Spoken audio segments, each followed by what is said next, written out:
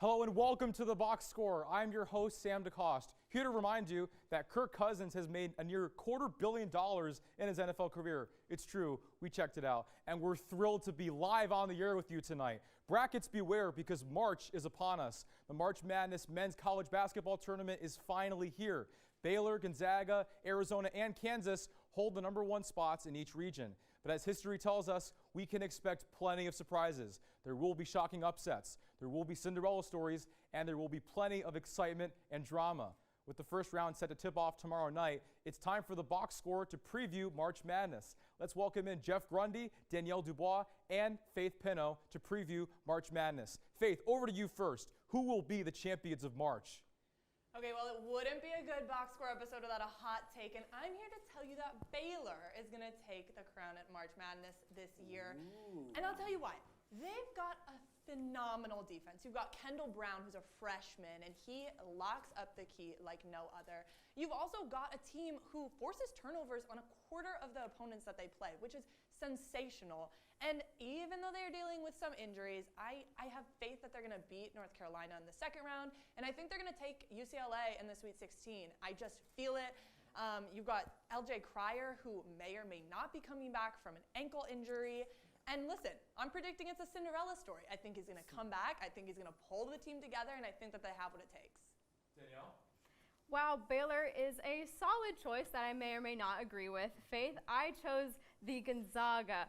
So I believe this because Drew Timme is their lead point scorer with 17.5 points per game, and we cannot forget to talk about Chet Holmgren, who is a 7-foot freshman whose field goal percentage is 61%, which is absolutely insane. Gonzaga has had so many chances to win the championship, and I feel like it's going to be their year.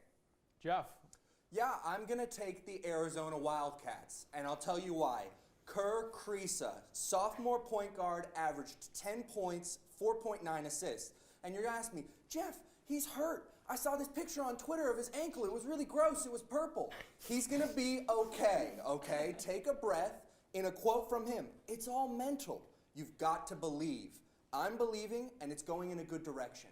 He's going to play. Okay, I'm sorry. I have to cut in there. Yes, he's going to be okay. He's going to play. But at the end of the day, when you've got a team who's operating on speed like Arizona, is Kriisa going to be able to keep up? And the thing is that I don't think he's going to. When you're coming that fresh off of an injury, you're not going to be able to move on the floor the same way, Jeff. I want to take a time out for a second as well and rewind and hit play again, because Faith, you said that you think Baylor was a Cinderella story. They won the tournament last year, and you think that's a Cinderella? I don't know. That Disney's not making much money off of that fairy tale. Okay, Baylor's different. I want to correct something I said too. Chris is not going to come back as strong as he will, but LJ Cryer definitely will. Okay, thank you. But for Arizona, we don't have to worry about Arizona because they also have sophomore guard Benedict Mathurin. He's been on fire. He's been averaging 17.4, and he leads a squad of 4 people who can easily get 20 points plus a night. That's a team that's going to go deep. It's going to make it to the Final Four. It's going to win. Okay, I don't know though about experience. I mean, Danielle, back me up. We saw this in the Super Bowl. When you've got basically an entire team that has never played in a final March Madness round, you think you're going to come in and win? Not to mention, it's Tommy Lloyd's first year potentially going to the championship if that were to happen. And I don't know, when you've only got Ballo, your big reserve, your center reserve, who's ever been to finals in March Madness, that makes me nervous. Well, Faith, I'm really happy you bring this up because there's a freshman who now has championship pedigree after winning the Pac-12 championship. His name is Adama Ball, and he hit 2 of the clutchest threes I think I've ever seen, and they were just back-to-back. And this is after someone else on Arizona got taken out for foul trouble. This team can make it. Okay, I respect that that's your belief. Now I'm going to go after Danielle for her. Okay, Danielle, tell me this. I love the transparency. How is Drew Timme going to do on offense when, you mentioned him, he struggles with contact? How about defense? When you've got another great team, say Arizona, coming down the lane, how are you going to step in and stop that? What's he going to do, especially without getting into foul trouble? I mean, we've seen it happen before. We saw them struggle a little bit against St. Mary before, which was a little bit concerning when I was choosing this, but I feel like they have the mentality to it. I mean, come on, they've been pushing for this for so many years. Everybody has been saying, oh my God, this is going to be their year. This is going to be their year. Okay, now it's going to be their year. But this, I think it's actually going to be it. I feel like Chet is really going to come in, bring some good energy to the team, and he's a freshman, mind you. This is his first March Madness tournament, and I think he wants to really come in and start his career off on a bang. I'm sorry, if you win the tournament your first year with the Zags, that is a big deal. And I think he is going to bring some phenomenal energy to this team, and I feel like they are really hyped up for this because everybody's been saying it's their year, and they're ready to see it. Yeah. It's their year. Okay, maybe, but like, I'm not going to go with that reasoning. But you really think it's going to be Baylor's year instead? Yeah, I don't like Baylor's. your Cinderella pick, Faith. I like Houston more as a Cinderella I agree with pick. that. I have Houston upsetting so many different people in my bracket. But I do love Baylor. I'll give it up to them. They're too hurt. Listen, Baylor's a solid team. My heart is with them. That's nice. maybe logically, I could take a few steps back, but I'm gonna push Baylor. You know, it'll be fun. I think they are a great team. They can block up the lanes. They can do their thing outside of the arc when they're struggling on defense, on offense. But ultimately, what's gonna pull Baylor through, I think, is gonna be their defense, and they're gonna be able to stop up a lot of teams. They're gonna be able to slow down the shot clock, and that's the kind of thing that wins games.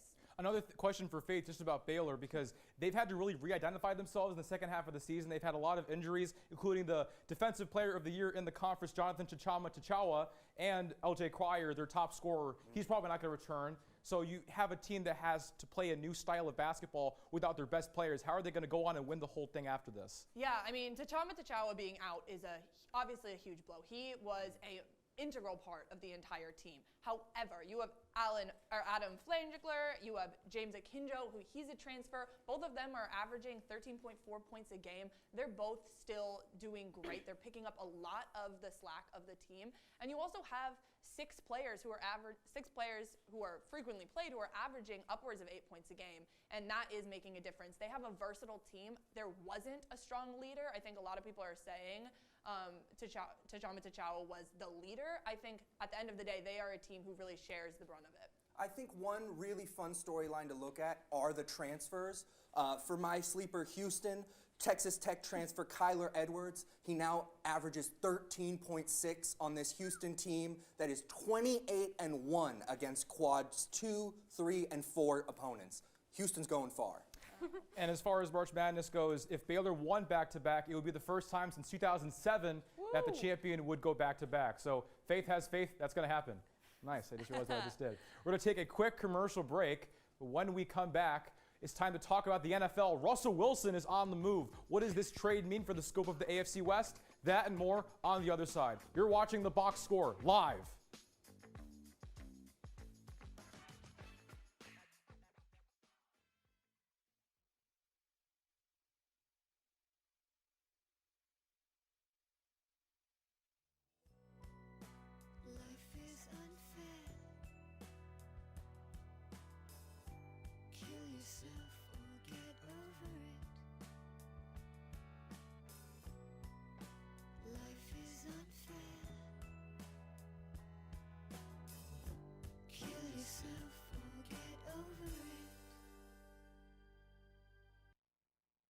Hello, ladies and gentlemen. I'm Jared Tatro on the street for Common Sense, a game show for normal people to test their life skills and average knowledge. But today we're going to harass some Emerson College students to see if they have any knowledge of daily life skills. They probably don't, but who knows? Some of them might surprise me. Let's find out. Excuse me. How many inches are in a foot?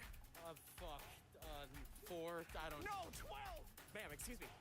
What colors are on the American flag? Purple Emerson colors. Oh my God! What is wrong with you? Excuse me, ma'am. Who is the most recent winner of Best Actress at the Academy Awards? Genevieve Powley. That's me. I don't have time for this. Goodbye. How much money is 1,000 euros in United States currency? What? Excuse me, sir. What is the capital of Virginia? Richmond? I think that's true. Yes, correct. Have a good day. Excuse me, sir. Who's the president of France? They don't know. All right, let's go. I think I scared them. I think they were younger than I thought. Excuse me. What is objectively the best planet? Pluto. No, wrong. No, it's the sun. The sun is like the king of planets. Goodbye.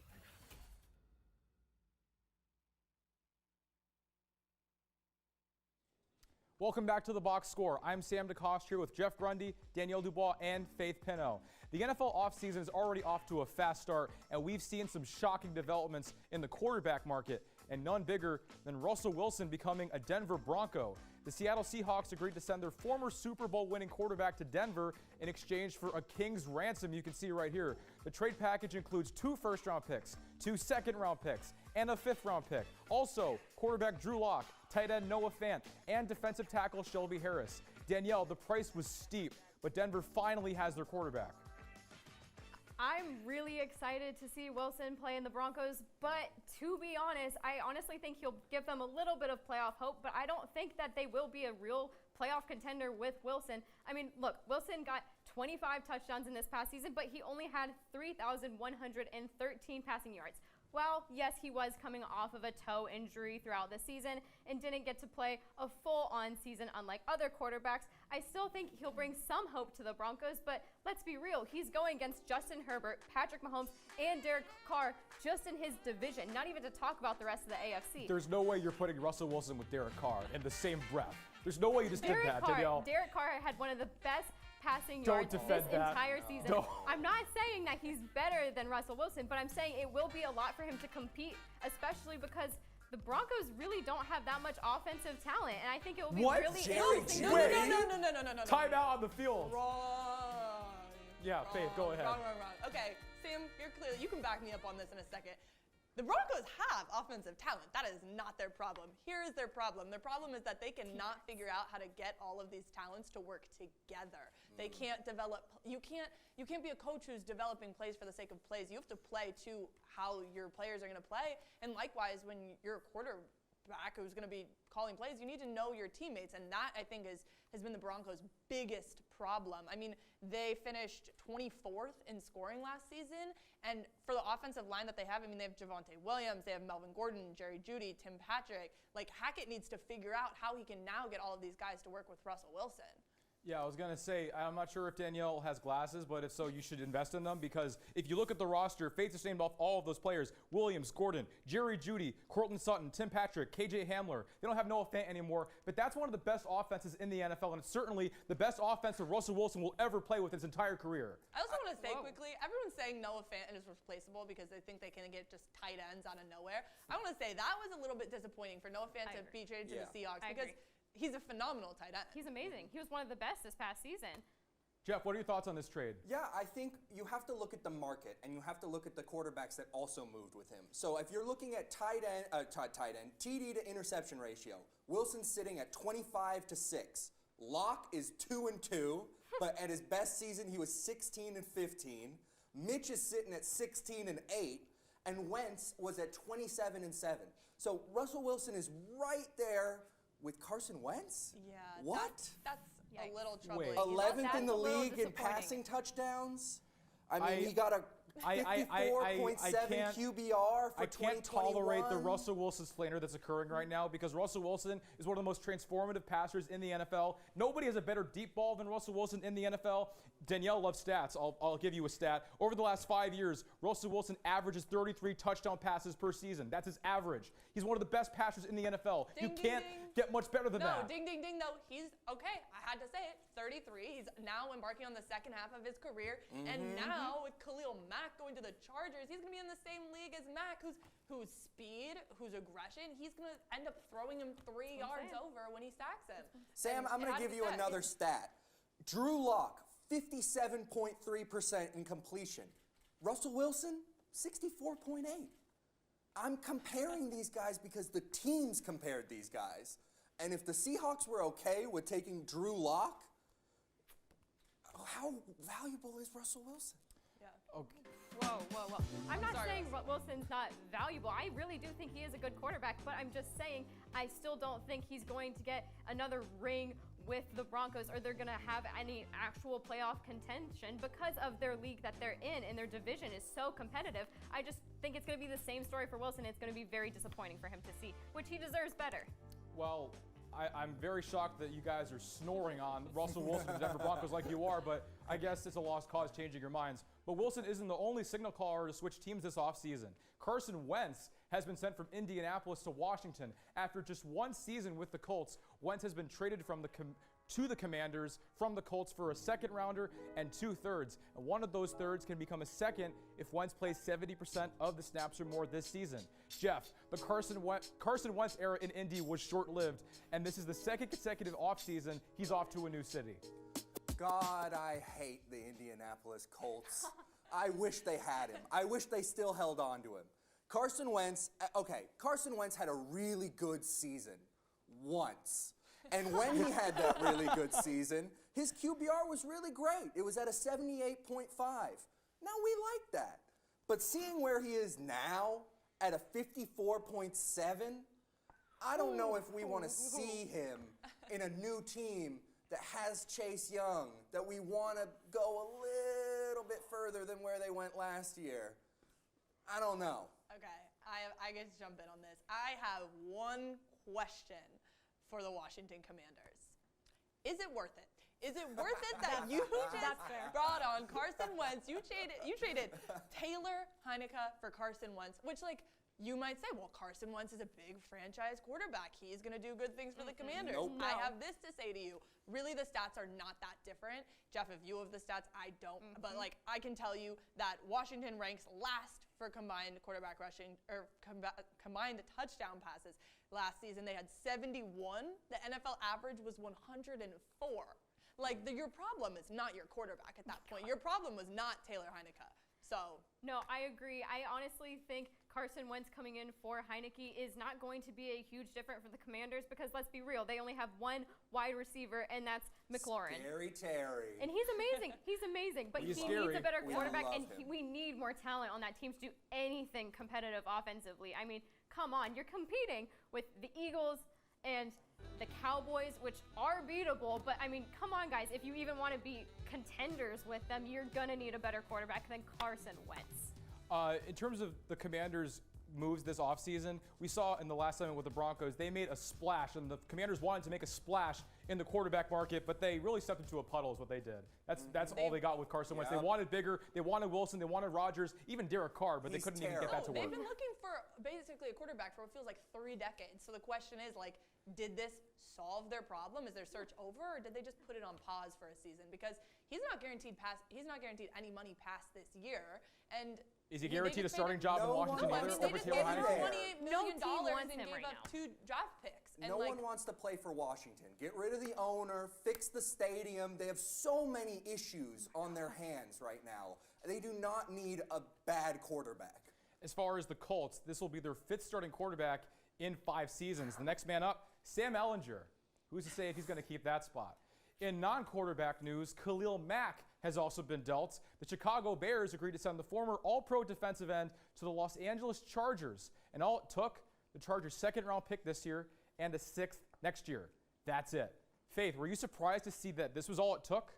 to be honest, I'm a little surprised. I mean, KHALIL MACK, I was like, are you sleeping on KHALIL MACK? That's all you gave up? He is a 3-time first-team All-Pro edge rusher. He's been to 6 Pro Bowls. He's been Defensive Player of the Year back in 2016. I mean, listen, this is a dream in terms of the Chargers. They are now packing what is one of the best, most accomplished set of pass rushers in the entire league, not to mention AFC West. It's going to be incredible. Matt gets to reunite with Brandon Staley, who was his linebacker coach when he was with the Raiders. I think that he's going to be able to put on a great show. People are, don't come at me and say that he's too old. Look at the highlights. Look at the power he has. He keeps killing it. He slays.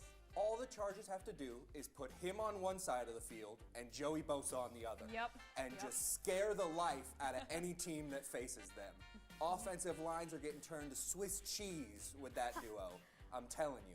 I am so excited to see this Chargers defense in action this upcoming season because, like you said, we got Bosa, we got Mack now, and J.C. Jackson, who I am a Patriots fan, and I love that man to death. He had 19 interceptions this year. He led the league in interceptions. He is an amazing player, and I am really sad to lose him, but oh my God, he is going to do so well in the Chargers on that defensive line. Their offense was already great. To add in a good defense, I think they're going to be a complete well-rounded team. The only thing that worries me for their playoff contention is their coaching.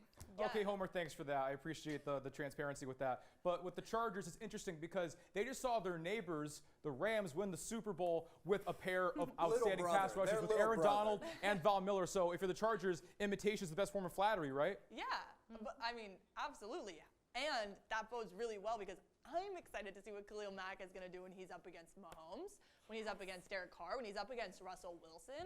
I mean, That's if bad I news were for the those AFC guys, West. It's yeah, bad I'd be news. freaking out. This shakes the whole thing up, and that's why I think that this trade was like absolutely astronomical. And in terms of the Bears, it doesn't seem like a heavy price to give up for a former defensive player of the year, but it seems that the Bears are taking up new people at the top, new general manager, new coach, and Yep. Khalil Mack, Bye, wrong side of Nagy. 30, getting paid a lot of money, Bye-bye. doesn't quite fit with the rebuild. They're not ready to win now. So does it make sense for the Bears? Does this trade make sense? I No. don't think the Bears are in a good spot. I think Justin Fields is the lone bright star in that very dark, cloudy sky. And I'm sending all my love to the Bears fans that are in my friend circle. You're not going anywhere anytime soon. No, Nope. not at all. How I don't good? know, guys. I don't know, guys. I'm not ready to give up on the Bears that fast. When you start a rebuild, it's never pretty. Listen, it's got to get ugly before it gets pretty. It's got to get messy before it gets clean. They're like tearing their clothes out of the closet and seeing what fits. And at the end of the day, like whether you have good players or not, I think they could have gotten more for Khalil Mack. I think that would have been Absolutely. smart of them. But I think we have to understand, like, they are really starting a top-down rebuild, and it had to start with some of the top guys leaving so that they could figure out what they want to do next. Good luck to them. And Khalil Mack actually reunites with Brandon Staley, who was a defensive assistant with Chicago in 2018, the year that Khalil Mack was outstanding in his first season with the Bears. But that's it in terms of the NFL offseason, in terms of the trades. It's been a wild offseason so far. It just got started. Now we're heading to commercial once again. But when we come back, it's time to skate over to the NHL and preview next week's trade deadline with another game of deal breakers. That after the break.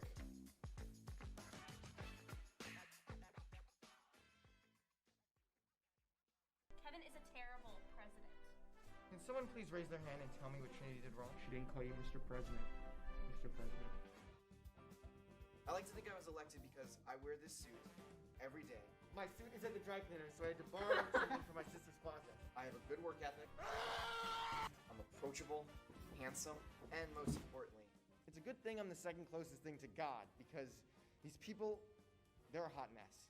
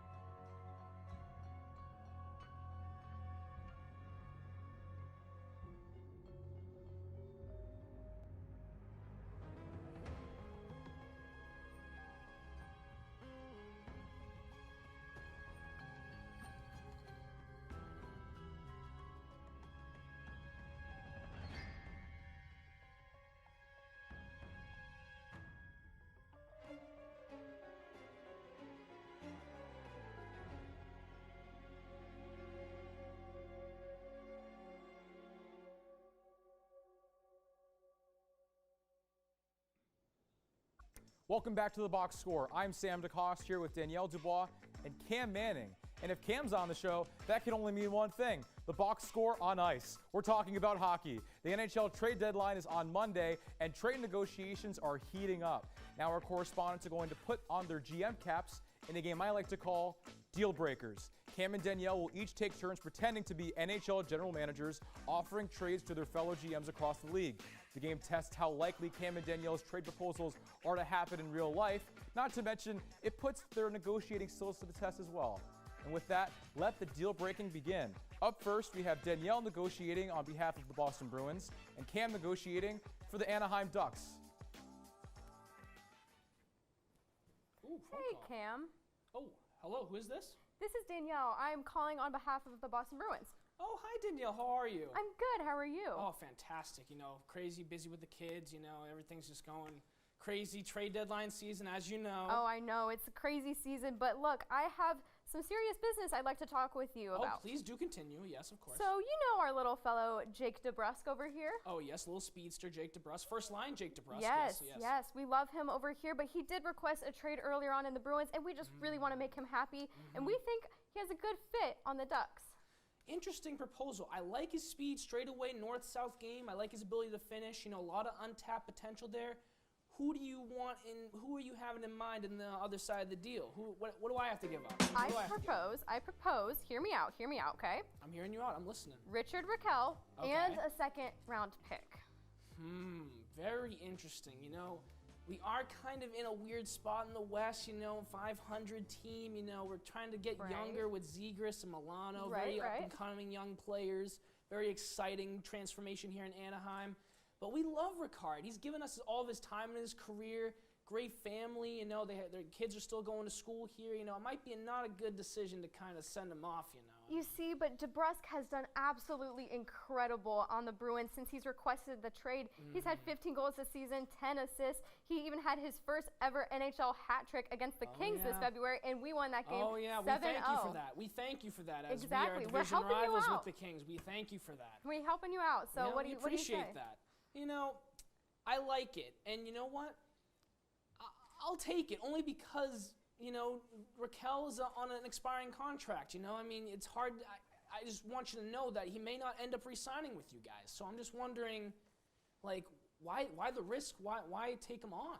We're really trying to make a really long, deep playoff run this season, and we think he's that missing piece. I mean, we lost Krejci earlier this season. We've been trying to replace him. And look, DeBrusk has been working out, but he's not happy here. He requested a trade. He really wants to get out, and we just need someone who's going to be happy on the team, be a team player, and do us well, and take us deep into that playoff run.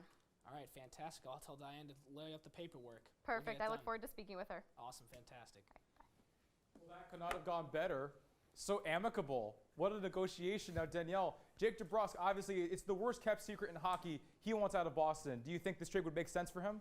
I honestly do. And look, like I said when I was talking to Cam, we have been looking as the Bruins to replace David Krejci's hold. I mean, come on, he would be playing next to Patrice Bergeron and Brad Marchand in the first line. I think Raquel would be a perfect fit into us, and we are just one piece away from making a deep Stanley Cup shot. And there's the homerism again. I really think that he can help it.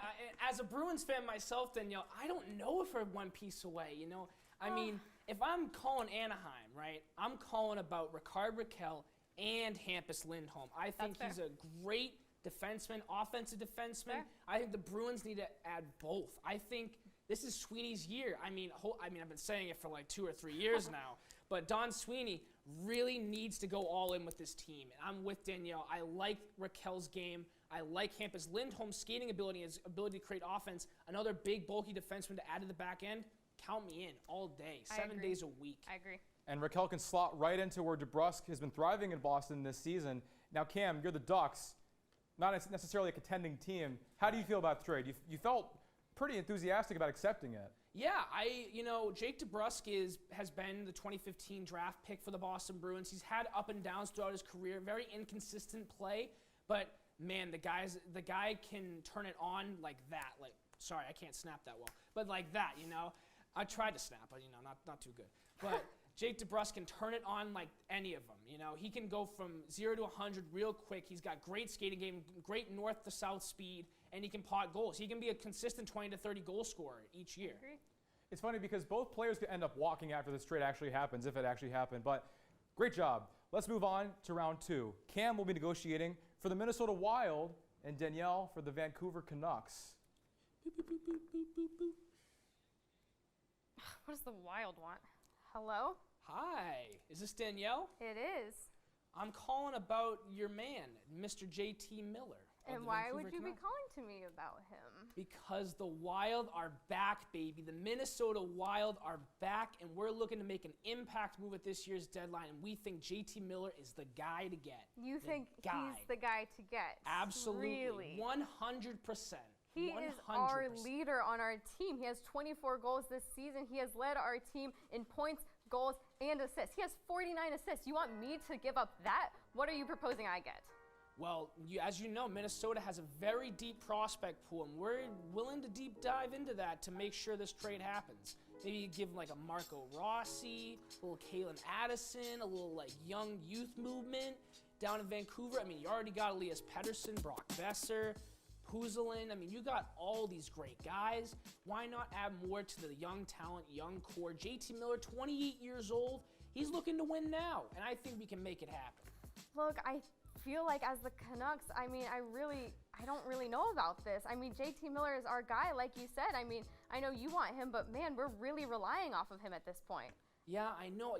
You know, you've been really surging under Bruce Boudreau. It's credit to you, by the way. Great job by Canucks management on hiring Bruce Boudreau. Great hire. But are you really thinking about winning a cup this year? Because, you know, JT Miller, he's got 2 years left, 28. You know, you may not have a better season than this right now. Yeah, but I don't know if he's going to win that cup with the Wild. I mean, you have Kirill Kaprizov over here. You have Matt Zuccarello, Matt Boldy, Kevin Fiala. Can I go on? Should I go on? Should I keep going? Or I mean, there's so much depth on this team. We're ready to make the push, and the push is now for the Minnesota Wild. That's why we're willing to offer you such deep prospects. And even if you want some draft compensation, we really want JT Miller in the Minnesota Wild uniform. I'm considering. So what's your final offer? My My final offer would be Marco Rossi, Kalen Addison, and I'll throw in a first-round pick and a second. I'm sorry. JT Miller. I really don't think we have a deal on this Oh one. my God! I just really gave you the don't farm. think so. I just gave you the farm. Oh my God! You're not gonna give me my prize. I gave you the farm. Yeah, sorry.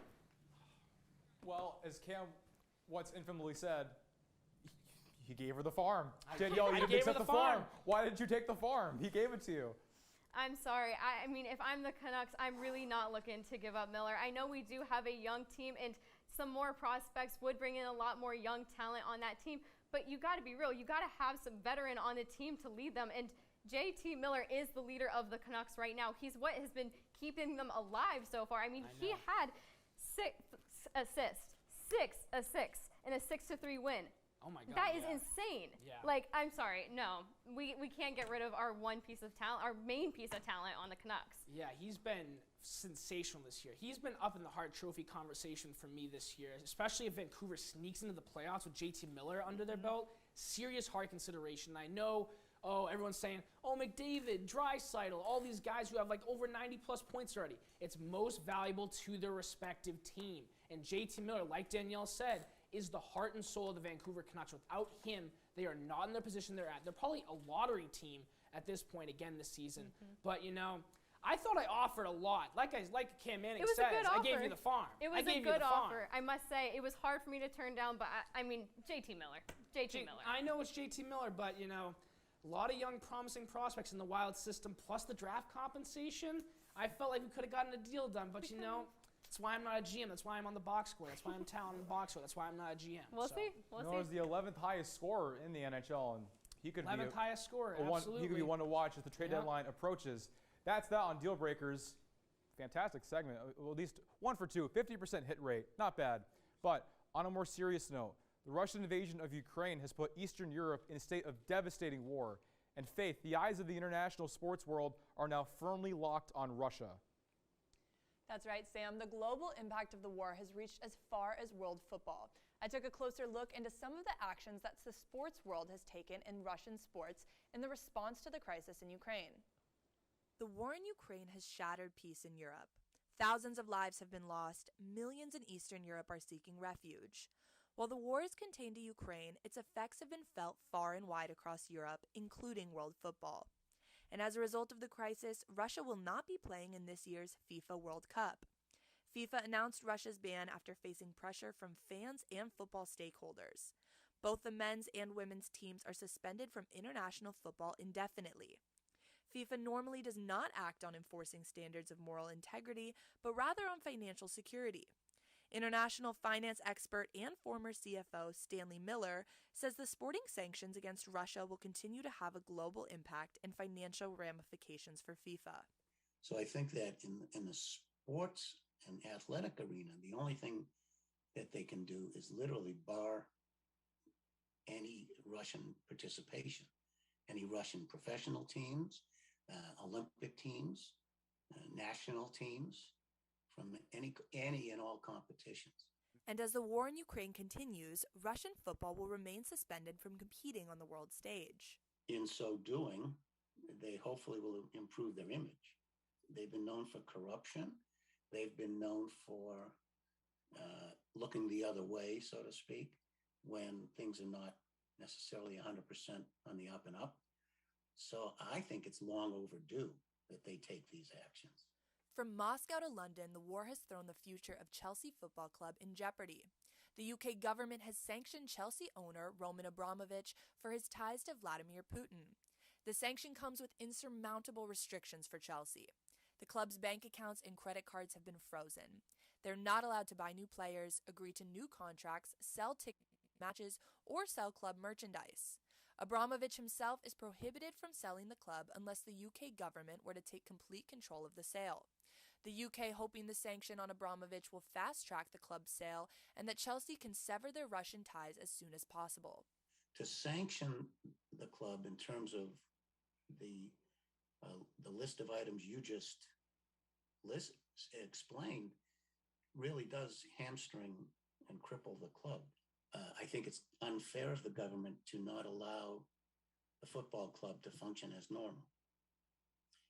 I think they need to put some kind of a receiver or receivership on it so that somebody can manage it. The war in Ukraine continues, but world football's days of turning a blind eye to Russia has finally run its course. However, it will take more than isolating Russian influence from sports to restore peace in Ukraine. For the Box Score, I'm Faith Pinnow.